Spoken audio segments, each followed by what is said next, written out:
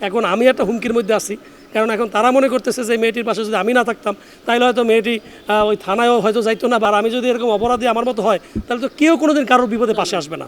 আসলে অভিনেত্রী জান্নাতুন তাজরির যে ঘটনাটা নিয়ে এখন তোলপাড় মিডিয়াতে, এখন আসলে আমি নিজে বিব্রতকর অবস্থার মধ্যে আছি তার পাশে দাঁড়াতে গিয়ে।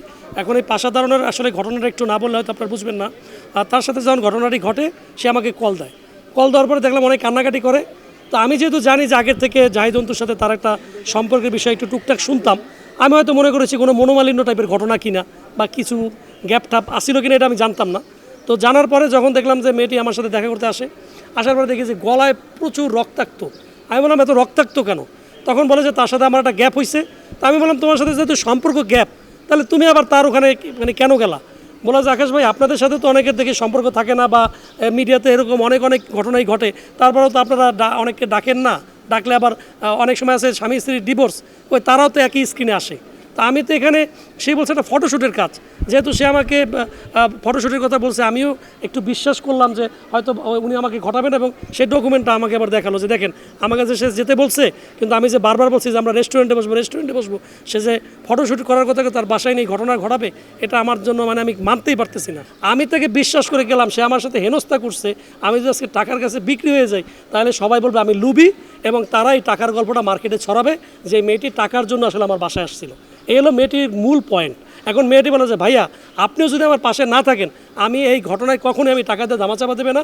সে যে ভিকটিম, মানে সে যে অপরাধটা করেছে এটা তার স্বীকার করতে হবে, এ নিয়েও স্বীকার করতে হবে। এবং সেটার জন্য এরপর যদি তার যারা বিচারক আছেন তারা যদি তার বিচার কতটুকু করবে এটা তাদের বিষয়, কিন্তু আমি কখনোই এই ব্যাপারে পরাজয় বরণ করব না।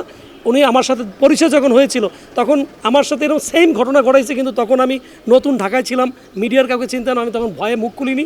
এরপর আমি তার বিভিন্ন প্রলোভনে পড়ে তার সাথে সম্পর্কে জড়াই, কিন্তু একটা সময় যখন বুঝি যে সে মানুষটা আসলে সুবিধার না, তখন আমি কিন্তু তার সাথে পরিচয় ছিন্ন করি। কিন্তু তারপর তো ছিন্ন করার পরেও সে যখন ডাকে, আমি মনে করছি মিডিয়া তো এটা অ্যাভেলেবেল যায়, একজনের একজন সম্পর্ক না থাকলেও কাজের সুবাদে যায়। কিন্তু আমার এইটাই ভুল হয়েছে যে আমি কাজের সুবাদে আসলে কেন যাইতে গেলাম।